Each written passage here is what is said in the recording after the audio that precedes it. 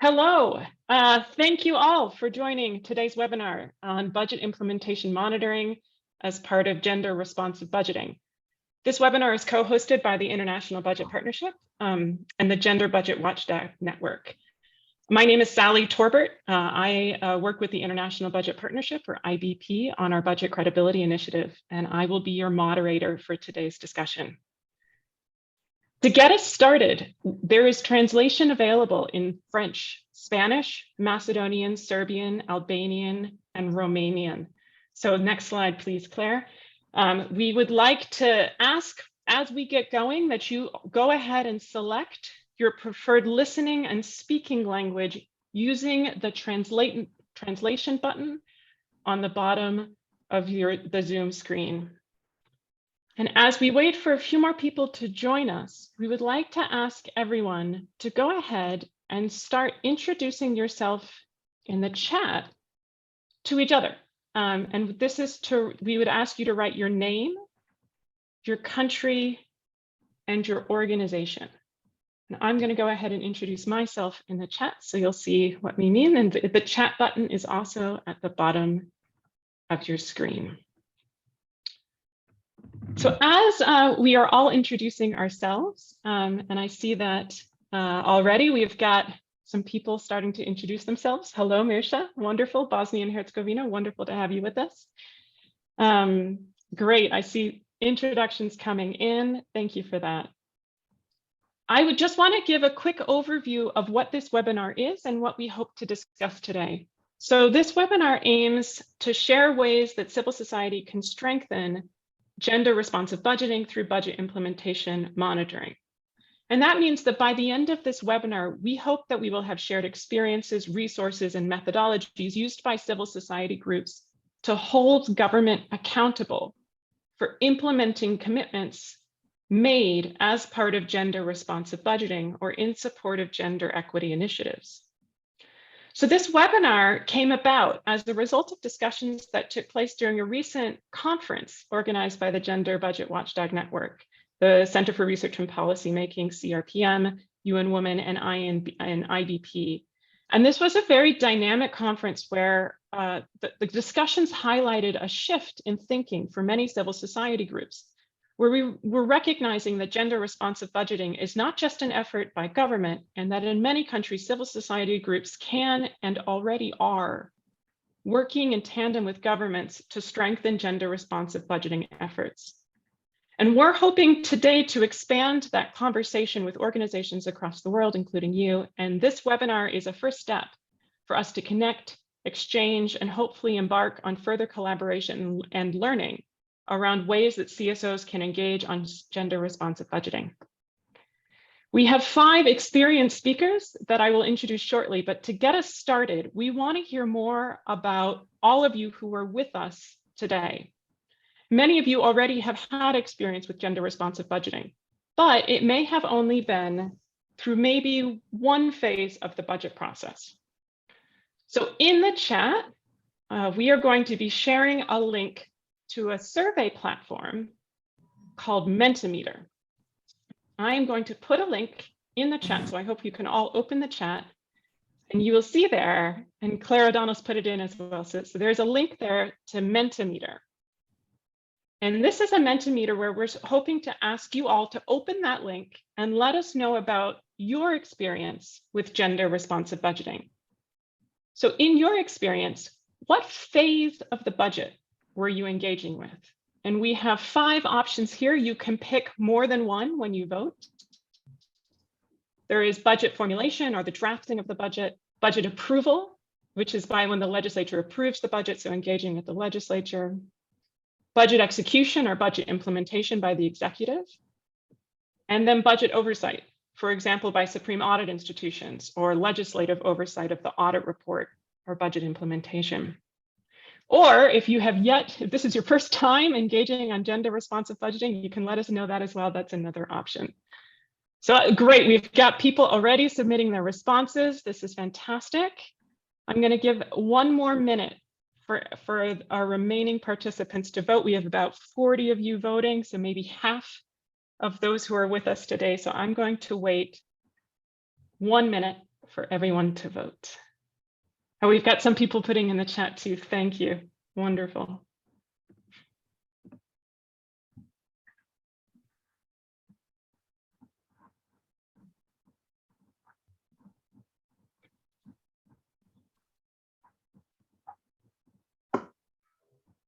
Excellent. Fantastic. Thank you all for participating in this informal survey of your experience. And these responses match what we found in previous reviews of gender responsive budgeting. This is great to see. So we have about 31%, depending on the number of people coming in, 30 to 30, so about 30% of you have engaged in budget formulation with gender responsive budgeting. But far fewer, or not far fewer, but less, slightly less. Budget approval seems to be quite low, so few engagements with the legislature during budget approval. We've got 21% on budget execution, now down to 20, and 20% on budget oversight, where we see about 15% of you have not engaged with gender responsive budgeting. And this matches with what we've previously seen in our work, and part of the reason for this webinar today is that we've found that often there's more analysis and advocacy on gender responsive budgeting during the budget formulation and the allocation phase, and there tends to be slightly less during the execution and oversight. However, these phases are extremely important. So we have found that we've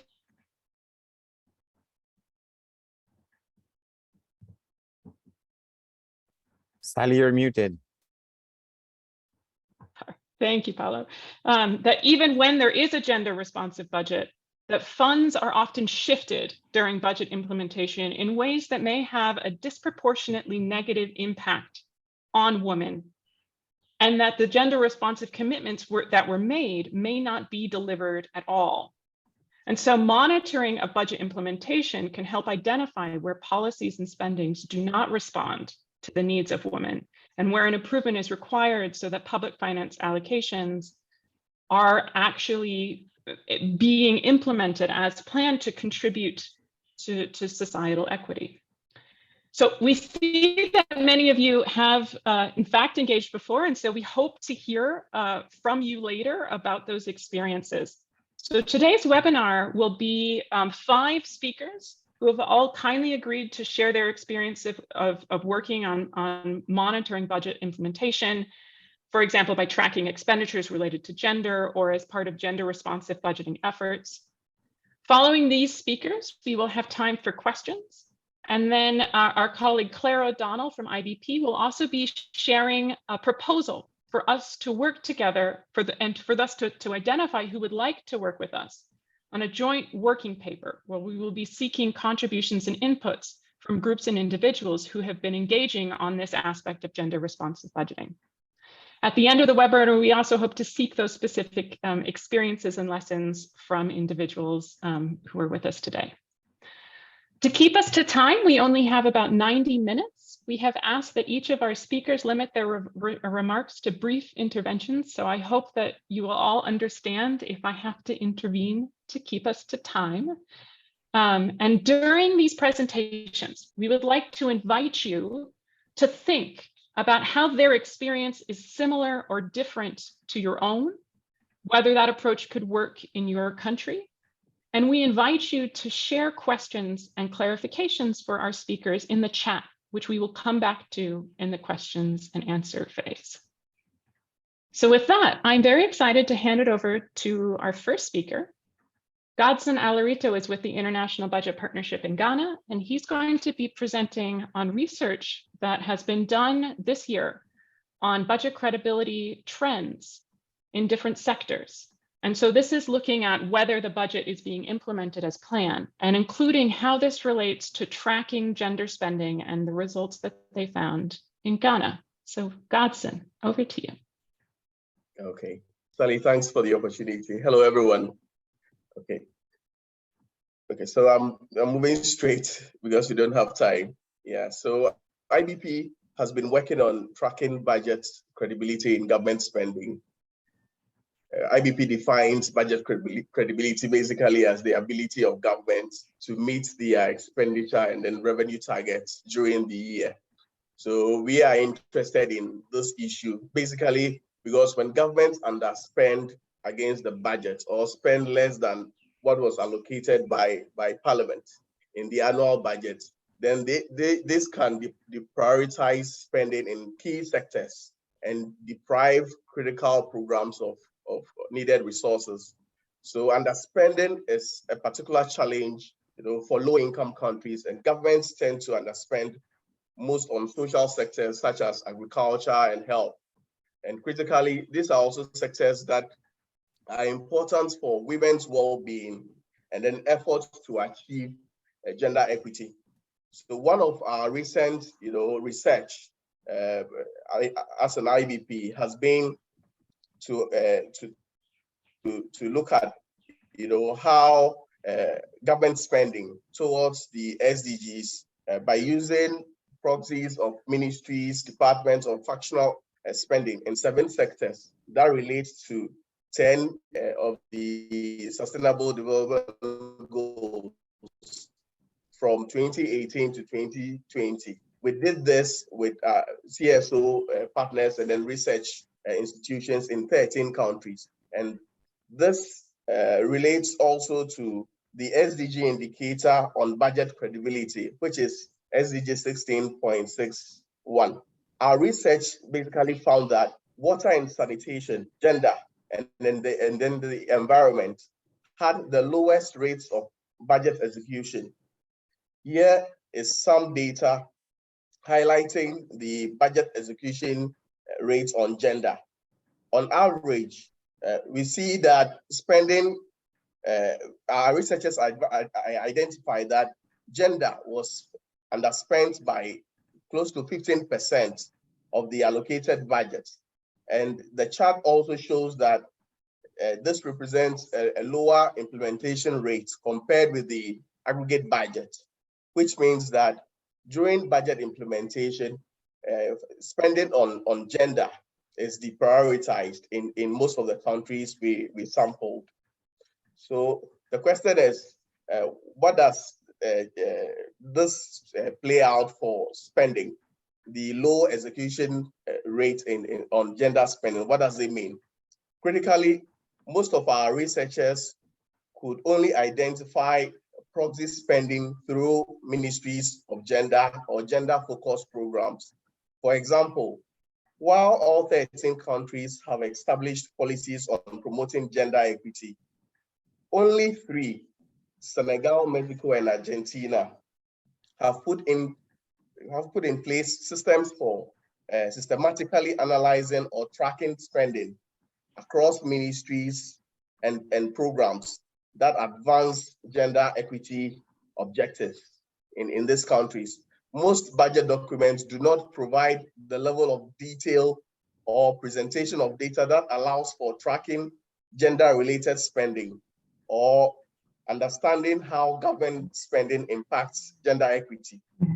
So we have an example from Ghana on how this has played out. Ghana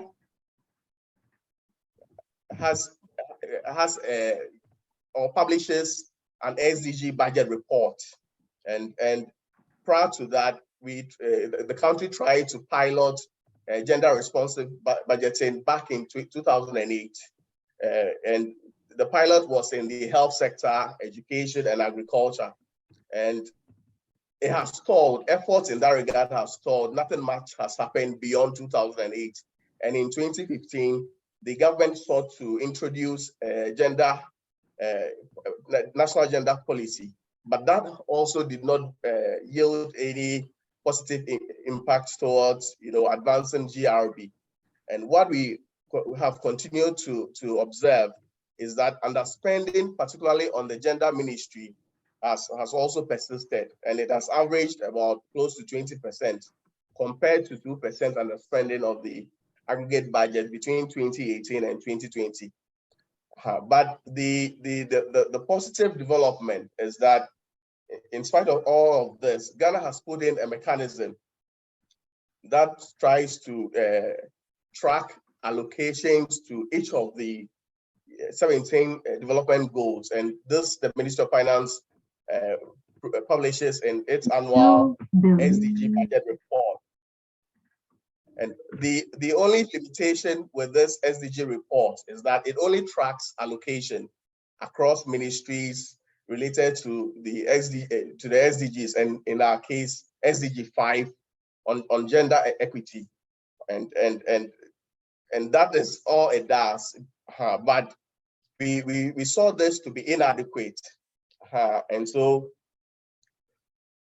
although there's some effort in that regard, IBP earlier this year, thought it wise to use the right to information request, or some call it freedom of information request, to ask for the publication of SDG, execution reports. And we're fortunate to have the Ministry of Finance grant us that request only just last month. And so at least we are able to track, allocations versus actual expenditure. Claire, next slide, please. So this next slide just provides a snapshot of the allocations on the SDG Goal 5, which talks about gender equity for 2019. You can all see the underspending for 2019 and then that of 2020. So at least it's the first step forward in getting more information around, allocations versus actual spending on gender equity. Next slide, Claire.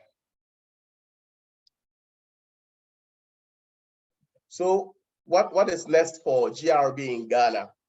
Together with our partners, UNICEF and other development partners, we will continue to engage the Ministry of Finance to advance GRB efforts in Ghana by providing the needed technical assistance. In our engagement with the Ministry of Finance, they made it known that they would require some capacity building in advancing GRB in Ghana. So these partners have come together to see how best they can offer the needed support in this regard.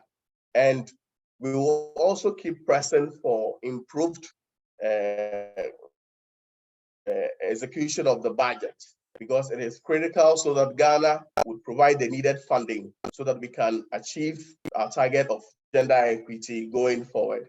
And with the report I alluded to earlier, which was published this last month, providing a lot more information on allocation and then implementation data, they did not provide reasons for the deviations in spending. So the advocacy is looking into those as well, that if we have this amount of deviations, what are the drivers, so that we can improve on budget execution. And we believe in doing so, it will deepen accountability in the management of public finances in Ghana.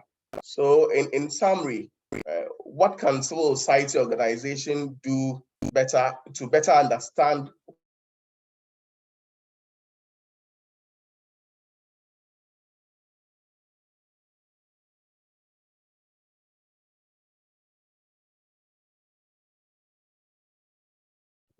Oh dear, I think we lost our colleague Godson right as he was reaching his conclusion about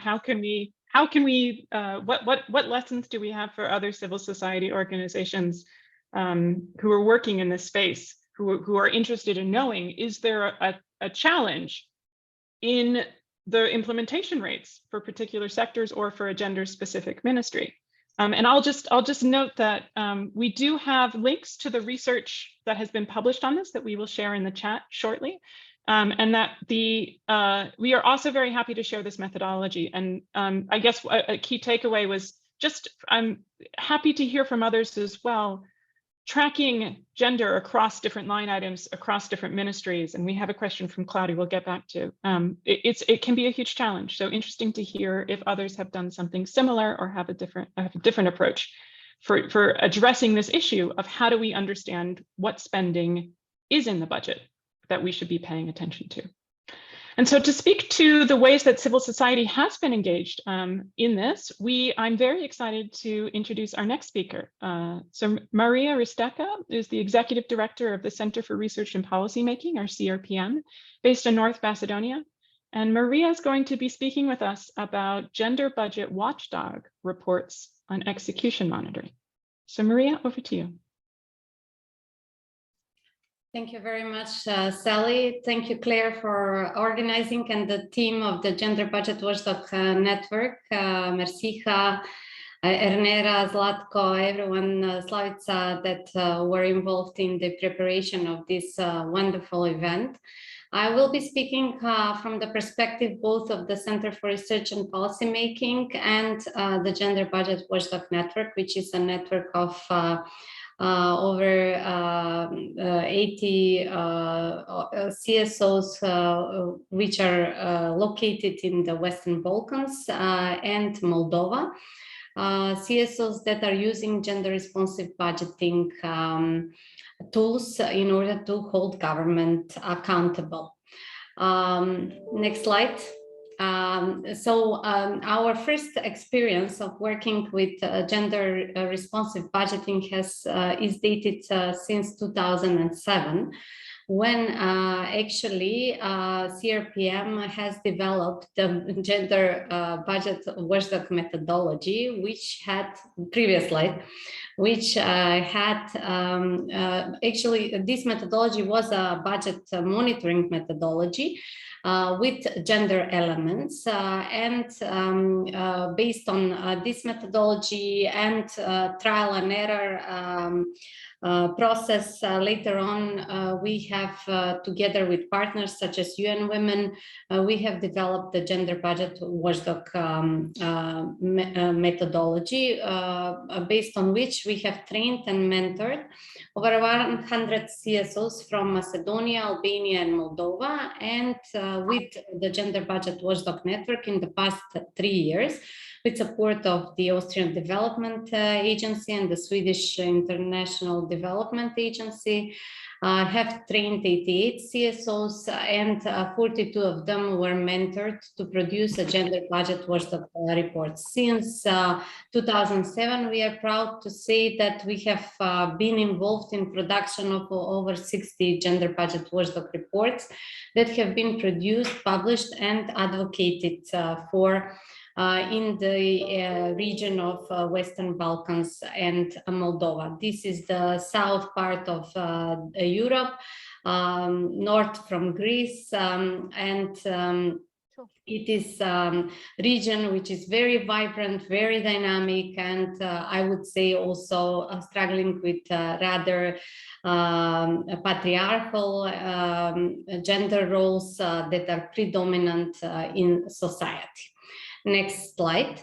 So unlike the methodology that was presented by Kotsan, who was focusing mostly on the execution of the budget and looking at the programs that are seen as gender programs or environmental programs or agricultural programs, we consider through our methodology that all programs are relevant for gender equality because women and men in every part of their life have different needs and interests, and so does the programs and the budget should reflect these different needs and interests of women and men. So we were not just following the money and the budget spending, but we were looking at from perspective of beneficiaries and users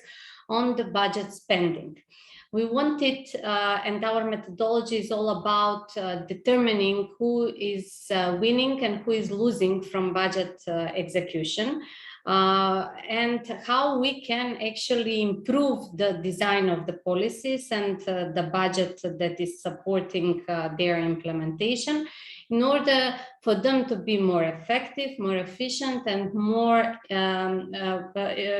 have bigger impact on the equity in the society. Actually, what are the gender responsive solutions to the that we can recommend with the monitoring of the budget spending? And I can give you one example, which is illustrated here. On this slide, you can see sport hall and a football pitch in Macedonia.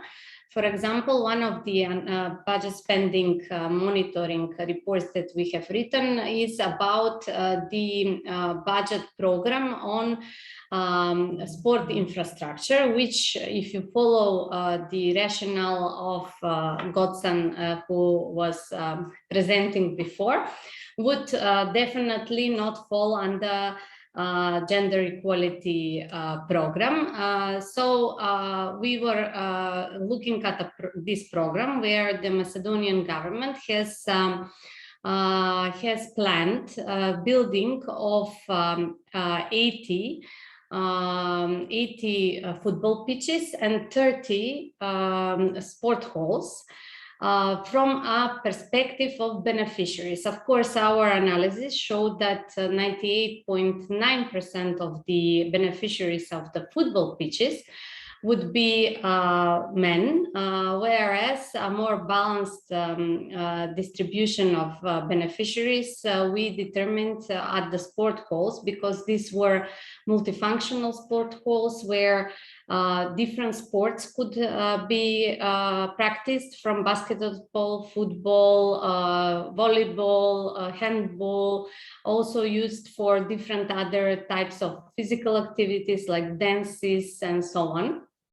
So based on our gender responsive beneficiary assessment, which is the methodology that we have used, we've determined that the bigger benefits and more gender balanced benefits we have in the investment of the sport halls. So our constructive approach to this matter was not just to follow whether the money has been spent for the budget program on sport infrastructure, but also to provide advice on how to improve the equity impact of this money in the country. So we recommended that the money the program to be redesigned and more sport halls to be funded. As a result, actually, the Macedonian government built until 2016 130 sport halls and only 8 football pitches. And we can proudly say that the public finances has been used for use of both women and men, rather than to invest only in in infrastructure which would have been used only by men. Next slide. What I can recommend based on the methodologies that we have used. We using GRB methodologies in monitoring budgets. We have faced with data challenges because none of our countries have solid gender disaggregated data. The municipal and central government officials were at the beginning ready to ignore us, and the CSOs that we worked with lacked budget literacy skills. But what we have done through our program is that we focused on primary data gathering in order to determine the different needs of women and men, and we use that to argument our policy proposals.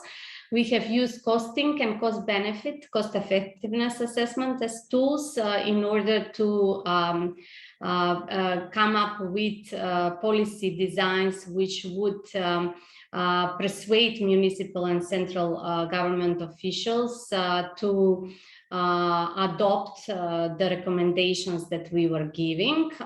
We were very constructive by providing also policy models. We were by providing policy models that would help the policymakers achieve the goals that they also set, and we have capitalized on networking and our advocacy skills as CSOs, creating a tipping point for changing the policy. So what are the lessons learned from the watchdogging methods that we have applied? That CSOs should be critics, but to how the money has been spent, but to be constructive critics. CSOs have to not just identify problems, but also offer solutions.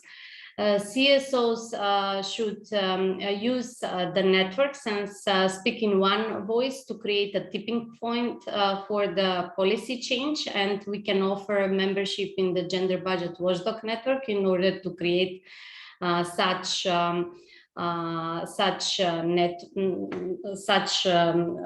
situation of speaking in one voice. And CSOs should promote and share good practices, because we inspire each other from the type of analysis and watchdog work that others have done, and we can apply that in a different setting, which enhances actually the reasons why we network and are working together within the Gender Budget Watchdog Network. Thank you. Thank you so much, Maria. And there's a powerful message here about the fact that all budget expenditures are gender related, and then how do we get at that? So this is a great example, and I think I hope we can share more materials later, and through the working paper document a lot of these methodologies, so that others can have a chance to replicate and connect with you as well. So we are very excited now to move to our next speaker. We are now going to go to another part of the planet. So Juliette Izcurdia is a lawyer at the Fiscal Policy Program within the Economic and Social and Cultural Rights area at the Asociación Civil por la Igualdad y la Justicia, so the Civil Association for Equality and Justice, or also known as ASIJ in Argentina. And Juliette is going to be speaking with us in Spanish. So if you haven't put on your translation and you speak English, please remember to put on your translation. And she'll be speaking on the role of civil society in gender responsive budgeting and lessons learned from the monitoring of execution related to gender responsive budgeting. So Juliette, over to you. Muchas gracias, Sally. Hola a todos y todas. Espero que me escuchen bien. Cualquier cosa me escriben al chat si tengo que hablar más despacio o lo que sea necesario para la traducción. Bueno, para contarles un poco cómo es la situación en Argentina, me gustaría primero que sepan que de alguna manera conviven dos instancias en términos de presupuestos con perspectiva de género, o en dos niveles. Por un lado, a nivel nacional hay muchísima más información, avances en términos de identificación de partidas vinculadas con la reducción de brechas de género. No es así a niveles locales o provinciales, donde la información es muy dispar, muy heterogénea la disponibilidad de datos, e incluso los avances para identificar políticas vinculadas con la reducción de brechas de género. Y a su vez, tenemos por un lado el trabajo de la sociedad civil en términos de capacitaciones, identificación de políticas vinculadas con la reducción de brechas de género desde un punto de vista más política pública específica, una a una, y por otro lado la institucionalización del presupuesto con perspectiva de género, con un rol muy importante también de la sociedad civil y el movimiento de mujeres para que eso haya sucedido y siga sosteniéndose. En términos de capacitaciones de la sociedad civil, el trabajo es muy similar al que nos contaron y nos compartieron antes las colegas en Macedonia y sus países vecinos. La realidad es que desde ASIG y con organizaciones de mujeres tanto a nivel federal como nacional, impulsamos capacitaciones con la idea y con la convicción de que conocer los datos presupuestarios y tener herramientas para analizarlos con enfoque de derechos, con perspectiva de género, es fundamental para robustecer las acciones de incidencia. Y después tenemos otra instancia, más allá de las capacitaciones, de trabajo y de diálogo, en el marco de la discusión de los proyectos de presupuesto, tanto en el Congreso Nacional como en algunas legislaturas provinciales, visibilizando las proyecciones para los años siguientes, intentando incidir cuando encontramos recortes. Ahí el diálogo es más cercano con diputadas y diputados especialmente, que es donde comienza a tratarse el proyecto de presupuesto en los dos niveles. Y si vamos hacia la parte de la institucionalización de los presupuestos sensibles al género a nivel nacional, como les contaba, el rol de la sociedad civil y del movimiento de mujeres ha sido muy importante. Desde el año 2015, un conjunto de organizaciones que trabajamos haciendo análisis presupuestario detectamos que había mucha falta de información sobre las políticas públicas destinadas a promover derechos de las mujeres y diversidades. En ese momento no había ninguna identificación de estas políticas, y además vimos que la asignación de los fondos del organismo rector de las políticas de género presentaba niveles de ejecución muy bajos. Entonces, ahí el trabajo estuvo muy enfocado en la incidencia en el Congreso Nacional.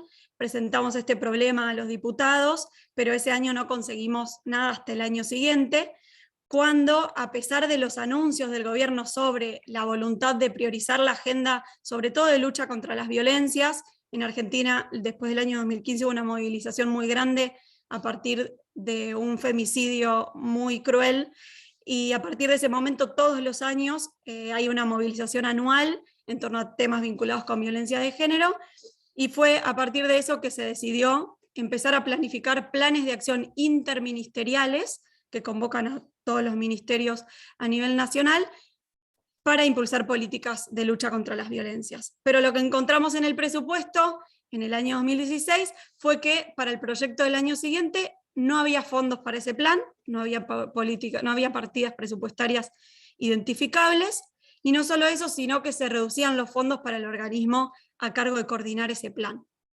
Entonces ahí, luego de la mesa de trabajo realizada en el Congreso, hicimos una presentación al presidente de la Comisión de Presupuesto de Hacienda, a la presidenta de la Comisión de Familia, Mujer y Niñez de la Cámara de Diputados, y el presupuesto votado para regir en 2017 por el Congreso aumentó el presupuesto para este organismo rector e identificó una partida específica para el plan.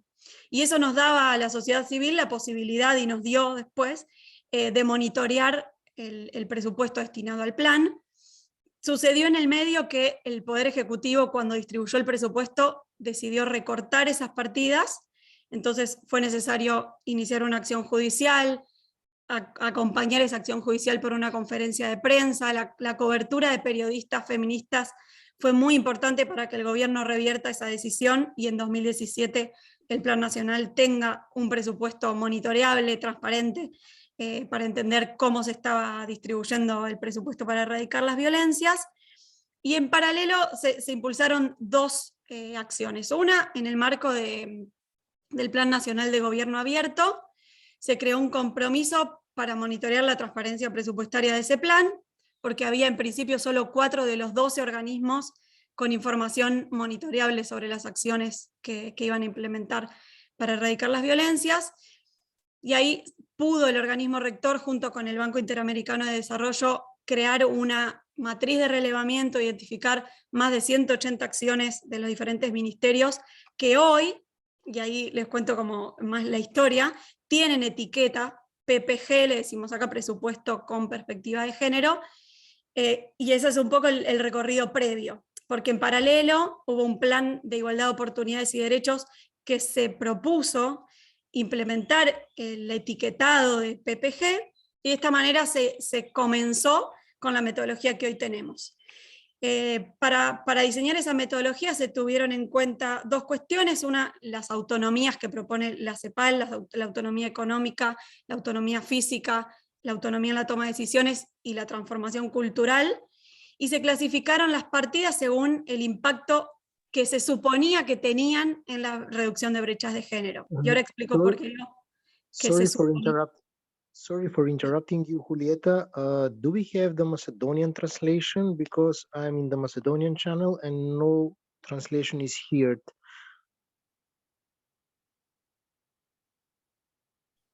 Ok. No sé si No English? se puede solucionar.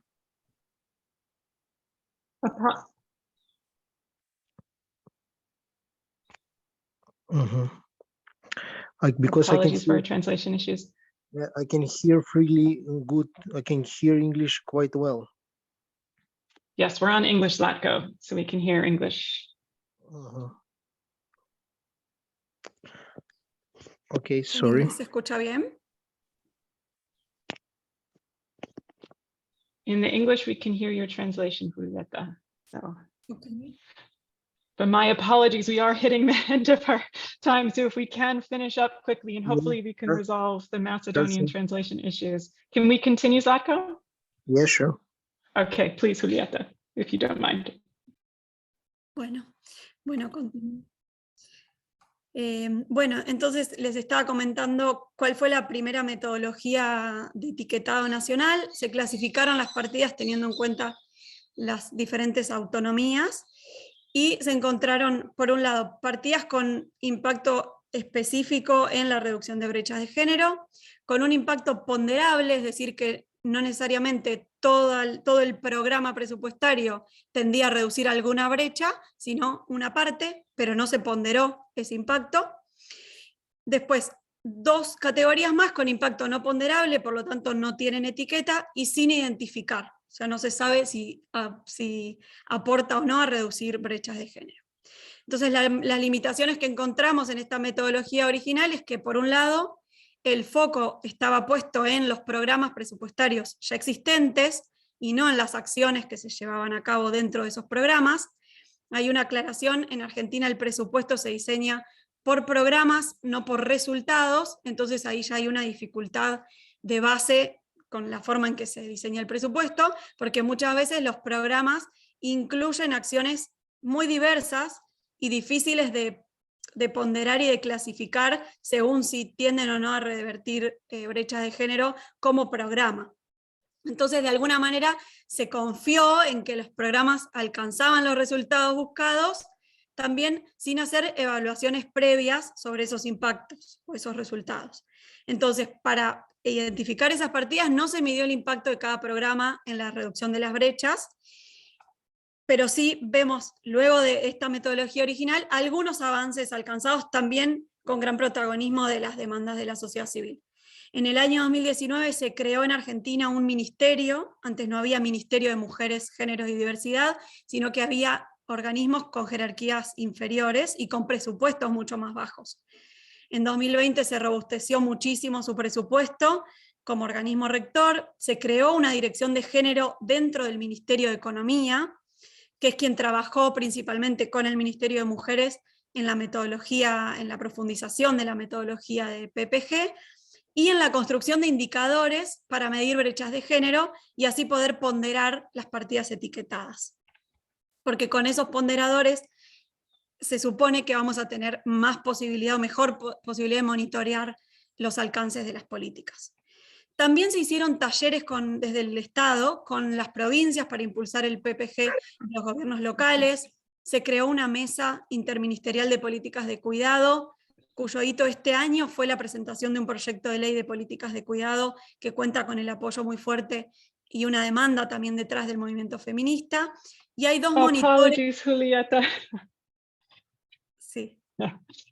There's so much to share, and I know huge amounts of work Osita is doing, but I'm afraid we are running behind time. So if you can just 1-2 sentence wrap up if we can, and then we'll move on.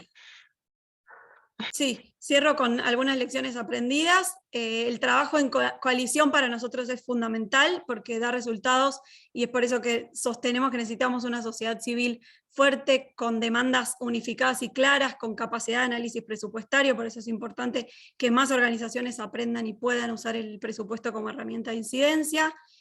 El presupuesto con perspectiva de género se construye y se revisa constantemente y colectivamente, porque de otra forma vemos que corre el riesgo de ser una técnica más de las que ya existen para rendir cuentas en lugar de una herramienta de exigibilidad de derechos. Y aunque a veces se vuelva un poco tedioso hacer ese monitoreo constante, creemos que es muy valioso el uso de la herramienta PPG porque desafía estructuras que de alguna manera se sostienen inercialmente, son rígidas, y sostienen lógicas patriarcales. Entonces creemos que el mayor aporte es que proponen cambios de paradigma en donde la sociedad civil tiene un rol muy importante para sostener ese monitoreo y exigencia de mejoras. Cierro entonces, perdón por haberme extendido. No, thank you, Julieta. There's a lot of powerful learning and lesson here. I mean, the holding government to account by saying you have a legal obligation to spend what you've allocated and being able to track that and hold them account. There's a lot of reactions to the results-based budgeting and the power of that. And as you said, coalition building, which we also heard from our Gender Budget Watchdog Network. We could spend a lot more time, but we have another speaker that I'm very happy to hand over to share a similar experience, but from again, a new part of the world. So Narina Guri is from the Kosovo Women's Network, and she's going to be speaking on gender responsive budgeting and expenditure monitoring. So Narina, over to you. Hello, everyone, and thank you for all the efforts and all the work done to put together this great webinar on monitoring gender responsive budgeting implementation. I'll be speaking on behalf of Kosovo Women's Network. And yes, next slide, please, Claire. Thank you.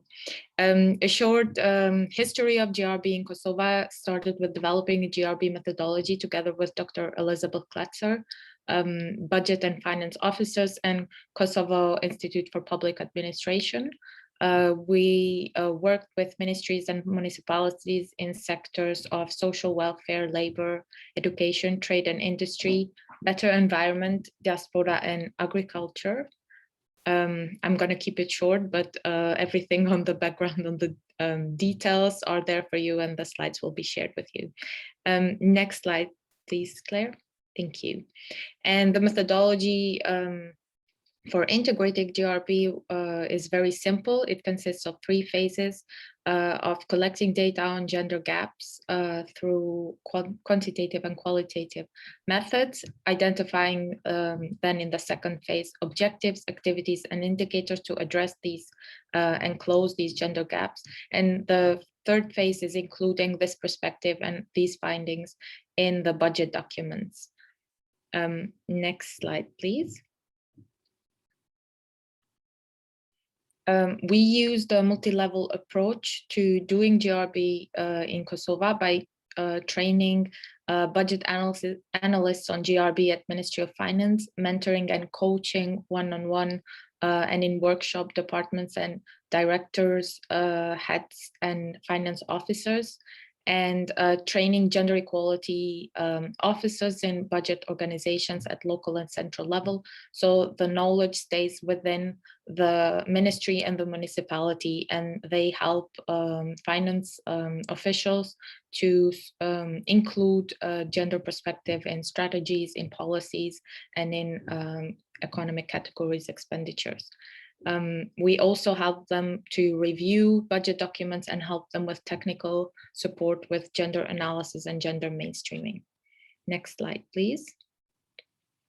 Here I have included an example from the Ministry of Labor and Welfare from our report Budgeting for Social Welfare, a gender plus analysis to inform GRB in Kosovo, with an intersectional approach that goes beyond women and men, despite not having the space here to talk about it, but you can follow the slides and the links within the presentation. In the table, we see the beneficiaries of persons employed through employment offices by gender. And then we can see that men have been consistently more employed than women by these employment offices and benefiting more than women. But we can see that throughout the years that we have worked together, this has been slightly increasing, where in 2015, we have 25% from 21% in 2014, and then this increases throughout the years to 27%. Yeah, next slide, please. We have another example here on the monitoring of social welfare expenditures within the same ministry by vocational training centers beneficiaries, where we can see it the same as in the previous example, how in 2015 we have more women throughout time benefiting. And this has happened by continuing to monitor and working together with the officials to implement affirmative actions so that a higher number of women is enrolled and benefits from these vocational training programs. Next slide, please. And from our experience, as we also mentioned in these two slides, we have seen that the successful strategy with working on expenditure monitoring was to work with the institutions year after year consistently, that this made sure that they prepared their budgets and added their GRB annexes and planned their expenditures based on evidence of the gender gaps found and addressed for the inequalities accordingly. And just working 1 year or 2 years not usually work to maintain a sustainable approach and implementation of gender responsive budgeting. Next slide, please. And so for us CSOs, as a challenge, it is that we have limited human resources and capacities to monitor all the expenditures in a comprehensive way. We have seen that progress in closing the inequalities has been particularly in areas and sectors where mentoring and monitoring happened over the years. And next slide, please. The one budget line or the one monitoring of the expenditures that we managed to consistently monitor throughout the years is the shelters budget, where because of the pressure and monitoring and working together with them, there is finally a permanent budget line for shelters in place, which was not the case a few years ago. And now we are currently monitoring the implementation of this budget line. As a challenge is the administrative procedures for procurement. This does not allow shelters to get the funding in time or the amount of funding that they need. And yeah, the next slide is to thank you all for the attention. And on the final slide, you can find all the sources for whoever wants to know more about information on GRB on Kosovo. Thank you. Thank you very much, Narina. A really powerful example of kind of the sustained importance of the sustained engagement for really seeing those changes, and a fantastic example of getting your line item so you can actually track, you know, when many people have trouble, right, with figuring out how to actually see the expenditures you want to see in the budget. So a great example of advocacy there. I'm very excited to hand it over to our next speaker and our final speaker before we start questions and answers and then wrapping up our webinar. And this is looking at the impact of expenditures. We've heard from a lot of our speakers before, you know, that's really what we're getting at, and understanding the gender impact of spending. And so we're very happy to have with us today Ari Norman from Initiative in Indonesia. And Ari is going to be speaking with us about mainstreaming gender as part of social audits done on social assistance programs. So Ari, over to you. Okay, thank you, Claire. Is it clear, my voice? Because it's clear. Please go ahead. Okay. Thanks. Okay, thank you, Claire, ABP, and all of the audience for the opportunity. It is a good opportunity for us for sharing our story. What I would like to tell you is the story of an organization, Serikat Perjuangan Rakyat Indonesia. It is an organization we assisted during their efforts to increase coverage and budget allocation for a social assistance program called Family Hope Program. It is a conditional cash transfer program aimed, not yet, aimed toward the poorest of the poor in Indonesia. So the program is designed to benefit mainly women and children in the household through increasing access to health and education services. Thus, the beneficiaries will have access to those services to receive financial support from government. So in voicing their demand to the government, they were challenged by the government to show the government evidence that the program, while important for women, is failing many of the poor women due to inclusion and exclusion error. So in response to this challenge, organization conduct social audit to collect evidence to support their advocacy activity. So that's what they do, and it is their story. So here I assume that most of you already familiar with the social audit, and however, for those who are not familiar, social audit is one of many approaches toward accountability. It's explicitly monitor relation among inputs, activities, output, outcomes, and impacts in an effort to trace policy input from the point at which they are dispersed to the point which they are experienced by the intended recipient of those resources. So social auditing helps to determine whether policy outcomes are the consequence of inadequate policy inputs or a result of processes that divert resources or services from intended target groups and beneficiaries. So the policy process monitored in social audit mainly two types: resource diversion and resource transformation. In resource diversion, original inputs are diverted from intended target groups and beneficiaries as a result of the passage of resource through administrative system. For example, in the case of the organization, the SPRI during the implementing Spark program, they conducted social audit to identify whether the poor entitled for social assistance actually benefited from the government provided from the program. Then from social audit activities, they found many cases of inclusion and exclusion error.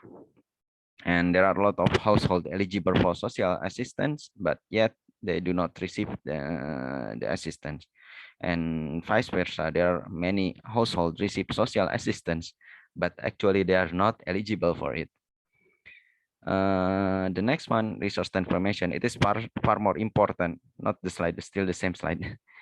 Far more important is the process of resource transformation. Here, resources and their actual received by the target group may be identical, yet the meaning of those resources or the amount of those resources are different. So then the resources may have been transformed in such a way that sometimes decrease the impact on beneficiaries. It lessens. For example, during the SPRI social audit program, they found cases of actual social assistance benefits that are received by the poor are actually different in terms of amount because there are some, corrupt official or something like that. So they collect those evidences and use those evidence in their advocacy. Let's get back to the next slide. Sorry. So this is the step. These are the steps they taken in conducting social audit. So they simply use conventional, not conventional, but I mean it's familiar steps and during social audits. It's begin with the policy. They identify which policy they would like to audit the impact, and then follow the steps until the last steps. So they study the policy schemes, and then they design the social audit procedure, they design the instrument, they recruit auditors and training them, and they conduct field audit processes, and they also collect and analyze and report the data. But the most important thing here in this in these steps, the women are mostly involved in these processes. Even for the data collection process, mostly women. So because they realize that this program, the family help program, is important for women, and that's why women have to be involved and try to struggle to get the most benefit of the program. So that's what they did, and they come up with the result of the social audits, as you can see from the diagram. Next slide, please. So they show here in one of the finding, they show that during the registration process, they show government that out of almost 4,000 household, they managed to collect the data. They found that 61% of those households, the registration process are managed by women. So, and it shows that the women are actually really interested in this program. And the next evidence during the still registration, they even the next one. Yeah. So in order to be able to register for the program, they need to collect many documents, mainly related with the civil registration, such as ID card or family card, something like that. And it is for the poor, those documents are sometimes unavailable because many of them they do not even have an address, so it is difficult for them to collect those documents. So, however, these findings emphasize that they also need to convince women to, and in fact they also help women household to start collecting those registration documents.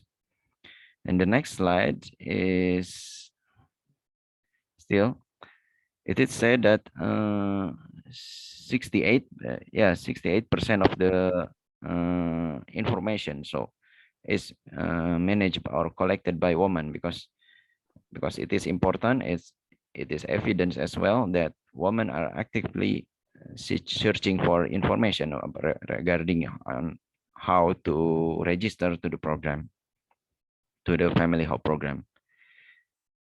And then the next slide is the component of family help program. So as it said before, that the family help program is a conditional cash transfer program. So in order to receive the program, they have to access, and the beneficiaries mainly are women and children. In this graphic, you can see that many of those here, the first graphic on the left is ibu or wanita hamil. It means mother and pregnant women. And many of many of those households, actually they are women, of course, in all households. However, most of them, they do not receive the assistance. So only very few of women receive the assistance. And also in the case of anak, it means children from 0 to 6 years old, and then the older children. It shows that this program failing women and children. Yeah. And they got the assistance. Yeah. Yeah. All right. This is great data. And what we'll do is we'll share this presentation with everyone afterwards, so they can see, and hopefully we can also get this get in soft copy to share. But would you mind just a final one, 1 minute thought or 1 sentence thought, just to summarize kind of what you feel like the lessons are for our CSO partners with us today on doing these social audits that incorporate gender mainstreaming? What would your takeaways be? Well, the takeaways from us is that it is important to empower women to collect evidence, because it is not easy to in budget advocacy, because they need evidences. And social what we found that social audit is useful in helping those women in their advocacy efforts. I think that's Fantastic. Yeah. No, this is great. And there's, I think with every single presentation, there was much more that could be said. So we will be sharing these materials afterwards. But thank you very much, Ari. There's a lot there on that last bit of, even when we're doing budget analysis, even we're doing engagement, that we may miss things that are beyond the budget, right? In terms of targeting, in terms of who actually gets access to the services when they're delivering, and involving women in these social audits is a way of getting access to evidence that the government may not have, if, as we've seen in the chat, the gender disaggregated data on results, if it's not there, what do we do, right? So this wraps up our presentation session of the webinar. We now have about 10 minutes that we're going to use, and we may try and extend that out to even 15 if we can, for questions and answers. And we would love to hear people. You can raise your hand within, if you see within the reactions, you can actually raise your hand and put your hand up to chat. We see many comments coming in, some really great feedback here and suggestions about reports. We've got links to reports. Example from Jay from PSOM in South Africa. Thank you for sharing that. An example of the SADC kind of public finance law. That's an example that has a clause already on equality and diversity. So many comments here that we will try and capture and share later. But we've seen a few comments come in, and some of them have already been answered in the chat. But one question that came in, and maybe people can respond, is we've got an example from Christine on Uganda, where the public finance law has a certification process that requires any ministry or agency seeking an appropriation that it has to have the minimum requirement of gender and equity budgeting to have scored at least 50%. So if anyone else has an example like that, I know there was another question in there. Do we have more countries with examples like that? Another question that's come up is, here we go. Any experience that anyone has had with incorporating automated tagging of gender expenses directly into the budgetary tools? Cloudy put this in the chat. We may have already had responses, but let's see if we've got any comments on that. For any of our speakers, please feel free to jump in. Are there any responses to that question? Do we have any examples of working with government on tagging gender expenses directly in the government budget systems, either at a subnational or national level?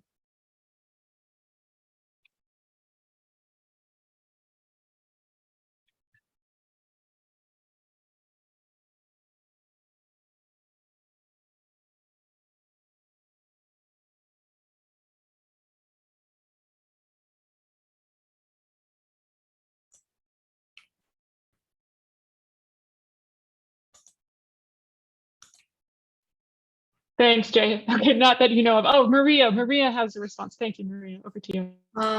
Actually, I don't have a particular response, specific response to your question, but I think it's also important to mention in this discussion that even if it's regulated and if there is budget tools that could provide inclusion of gender in the budgetary process, these tools can be manipulated, and we can see that around Europe. There are many countries that have institutionalized gender responsive budgeting, developed very advanced public finance management systems, but still civil servants know the way around gender indicators and putting in relevant data that would make GRB in practice work.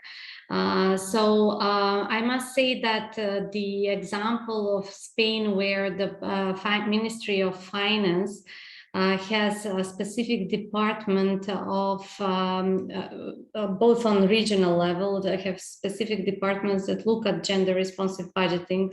These are specialists who are providing not just monitoring, they don't have just monitoring function, but they are providing also support and capacity building to their colleagues in the different ministries to keep up the gender analysis, define gender objective, gender indicators, and fill in the public finance management systems with all this data, but also monitor the execution of it. As an example that I think is a good practice that can be followed elsewhere.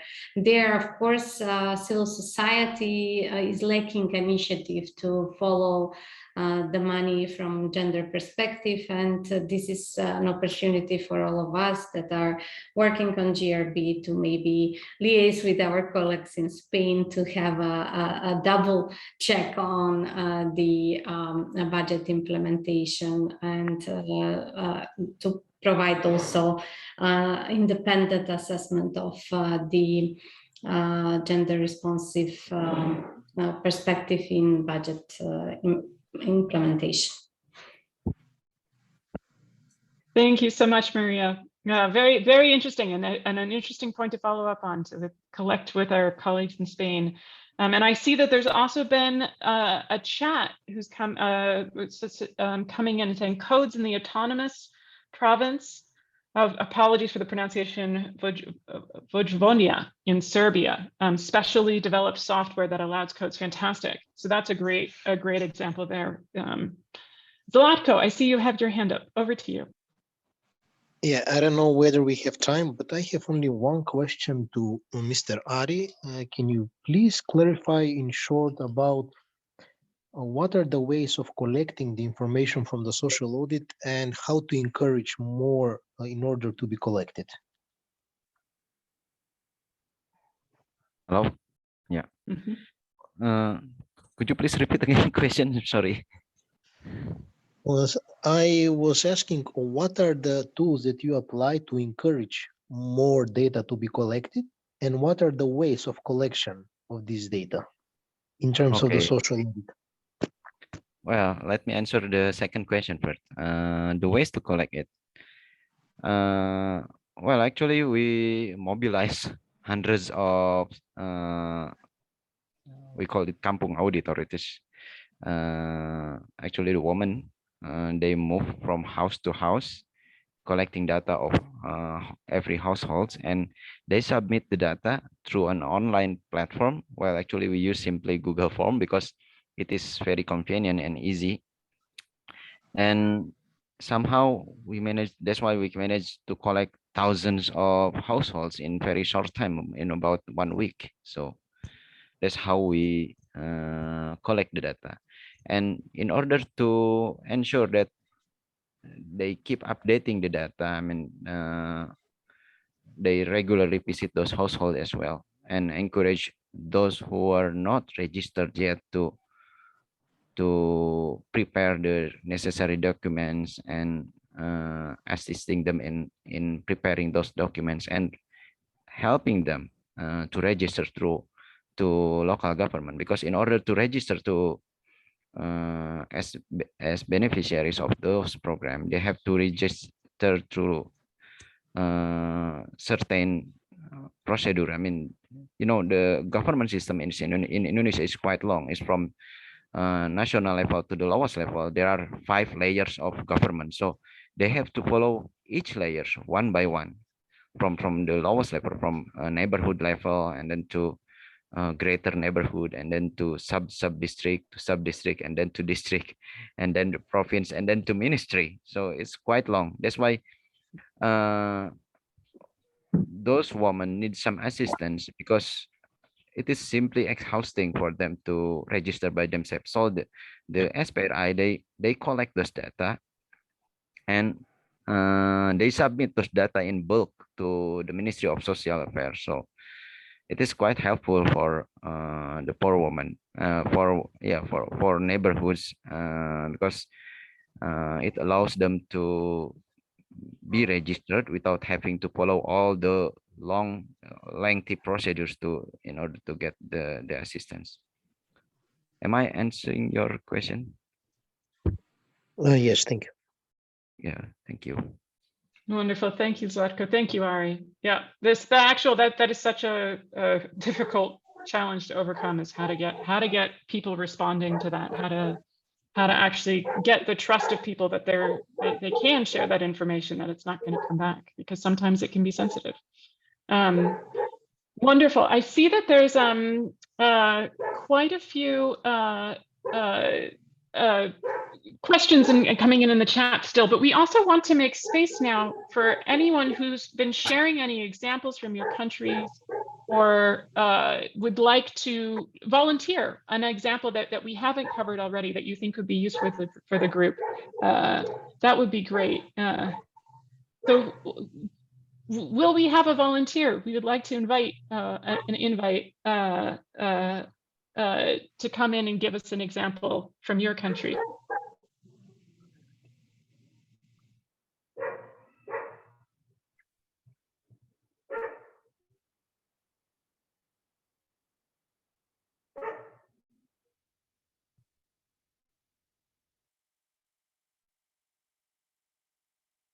Wonderful, Cloudy. Thank you so much. Over to you. Thank you. I could quickly share what we've been doing with the cities of Lyon and Strasbourg, which are two major cities in France. And recently in Lyon, over 1 year, we actually provided support to the teams. We worked on 5 pilot directions: sports, culture, green spaces, environmental, and also procurement, which was interesting. And we actually started with looking at the budget. We just took the budget operation by operation and actually line by line, and applied gender markers to actually determine which expenses were gender neutral, just typical OECD markers. So which expenses were gender neutrals, which were gender specific, and which were sensitive to gender. And for those that were specific to gender or gender sensitive, we started applying with the teams classifiers, looking at what was their actually potential impact. Were they going to be impacting access to public space, violence against women, sharing of domestic roles, different classifiers. And then with the teams, we actually looked at, okay, what data do you actually have at the moment to show if and how that particular operation is gender sensitive, and what it is actually doing in terms of gender. So we looked at existing data, whether it was gender aware or not. We actually pondered, and worked on how to make it gender sensitive, but also identifying those data that were totally missing, and how we could actually organize to get the data if it were missing. And from there, typically worked on, thinking about how to adjust ways of doing things, ways of changing criteria, maybe to give subsidies to the sports club. Was really interested, the typical example of the football pitch that was given earlier on. I mean, we've got that totally. So it was like working in parallel with the technical teams, but also, working with the elected members of the municipal council. And defining a strategy to go, from the 5 pilot studies, the 5 pilot directions to, how to expand to the whole budget of the municipality. But the starting point was actually, looking at the budget, making numbers talk. Fantastic, Claudia. That is a wonderful way for us to start closing our webinars, is that sentiment of a lot of this is making the numbers talk, right? Is finding ways to translate what we see in the numbers into things that, really really do motivate people to change things. Yeah. And it's hard to do, you know, especially in this implementation phase, when the budgets have already been allocated and many people may not be paying as much attention. And so getting that evidence, getting that data, that tagging, seems like it's a very powerful way to do that. We have 2 comments. I'm going to ask if you both can do it in 1 minute, because we're going to have one more speaker to present a potential way forward for us to collaborate. But first, Abdul Rahman, you raised your hand, so please, over to you. If you can keep it to 1 minute. Yes, thank you very much. I just want to share the experience of our work, Budget Advocacy Network, around gender budgeting in the country. We are like doing analysis of the local council budgets. We piloted this in 5 districts in our country, and we're like just looking at 4 sectors: education, health, agriculture, and social welfare. And at the end of the day, we are able to see the gap as to how allocations are being made at that level to be able to address the needs of men, you know, women, boys and girls at the local level. And at the initial stage, we were like able to understand that the sensitivity of the budgets at that level is very low, which is 1.21%. But what we did in the country is like we worked with the Ministry of Finance and the Fiscal Decentralization Division to build the capacity of the gender officers, the development planning officers, and the chief administrators, who are like the lead in the development of the budget in the country at the local level, so that they will have the capacity to be able to understand the concepts and go by it. So as we speak, we are doing every year analysis of these 5 councils. As of 2021, we have seen an increase from 1.21% to 29.33% of the sensitivity of these 5 councils' budgets. And so now the government has taken this initiative and they have included that in the budget called Sakila, so that every council should follow that directive, and we are making progress as a country, even though we still have challenges because it is not all. We have 23 councils. We are only piloting this in 5 councils. So we only hope that government will be able to take the responsibility to make this happen. And this is replicated in all of the councils. Fantastic example. Thank you, Abdul Rahman. Ibrahima Niang, over to you.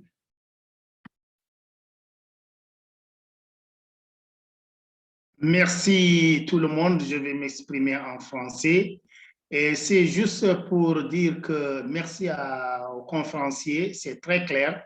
C'est un thème qui interpelle tout le monde aujourd'hui, qu'on soit dans des pays développés ou des pays en voie de développement. Et je m'interroge parfois, moi je suis un acteur de développement, je travaille au niveau des collectivités territoriales en Mauritanie dans le cadre d'une association des communes du Sud. Et je dirige une association aussi dénommée Banlieue du Monde de Mauritanie qui opère avec les collectivités territoriales. Le problème, c'est qu'aujourd'hui, c'est-à-dire que tous les pays ne sont pas au même niveau. Il faut clairement dire les choses. Le budget participatif sensible aux genres, on en a parlé il y a des années et des années. Mais il faudrait, je pense, revenir en arrière au niveau de la volonté politique, au niveau des gouvernements ouverts qui ont la volonté.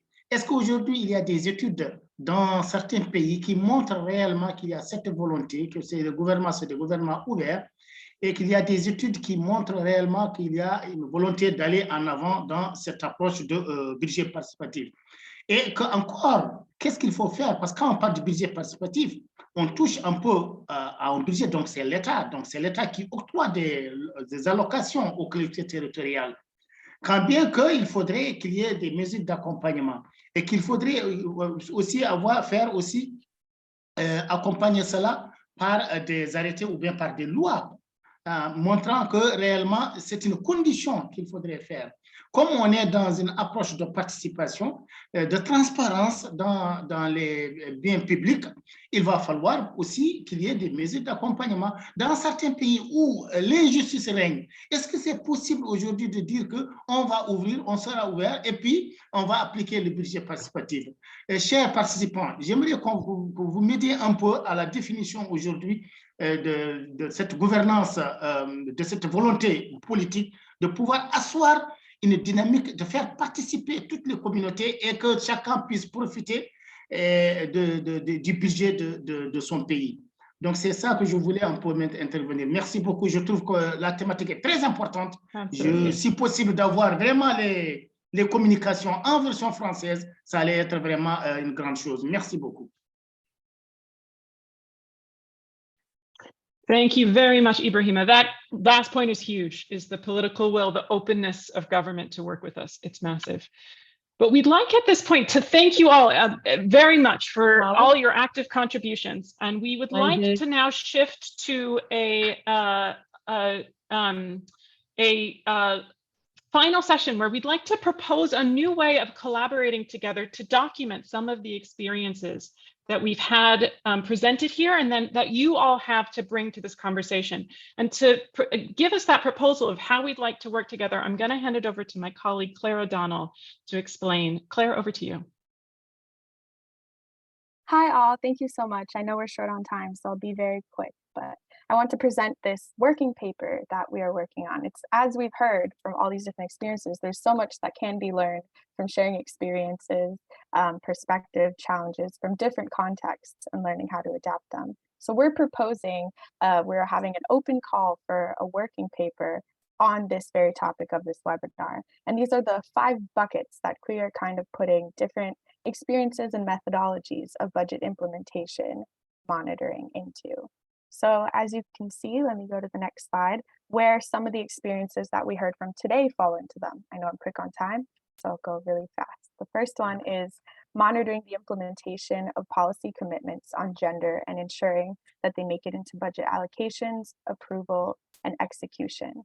So this includes different CSO tracking government commitments on gender, which we heard, as well as what we heard from Godson in Ghana, some of the SDG budget results on under-implementation of key sectors, including gender. The second is monitoring government reports on gender expenditures where there's gender tagging already in place.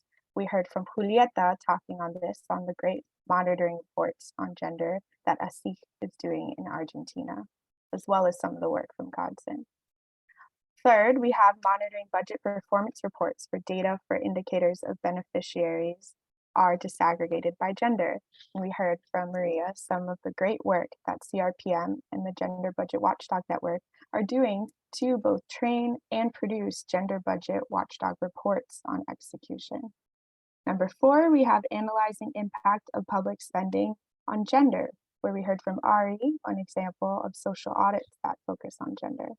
And number 5, the bucket that we have is promoting equitable participation of different identities and gender at budget execution. So I know this is a mouthful, but the idea that we're hearing is to hear back from you on this framework.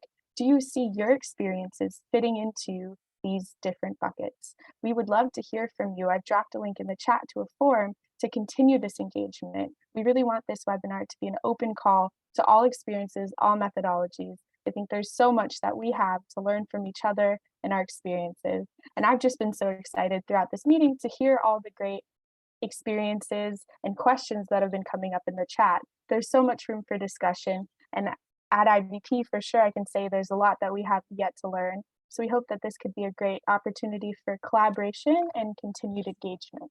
So I know we're close to time, but I've also, on this slide, I have my email. So c.o'donnell@internationalbudget.org. We very much look forward to this being the beginning of a conversation. So thank you. Thank you so much, Claire. We appreciate everyone sticking with us for a full 90-minute webinar. There's obviously, as Claire said, we think that there's a space for additional collaboration going forward. And so when we send out the materials, you'll see a link to a form. And we encourage you to give us your responses, your feedback on this webinar, but also let us know if you'd like to continue collaborating with us and potentially provide inputs and write a section or contribute a section to this working paper we're working on.